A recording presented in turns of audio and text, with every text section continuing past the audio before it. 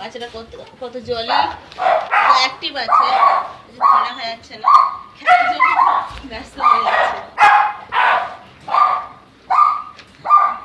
এরকম ডগ যদি আপনাদের পছন্দ হয় আমাদের কাছে কমেন্টে জানান, সমস্ত পিওর ডগ পাবেন। এছাড়া আমাদের কাছে ল্যাব্রাডর পাবেন, হাস্কি আছে, পাঞ্চক আছে, স্পিচ আছে, যেসব ডগ সেই সব ডগ আপনারা কমেন্টে জানান, আপনারা পেয়ে যাবেন। দেখতে পাচ্ছেন কত সুন্দর খেলা করছে।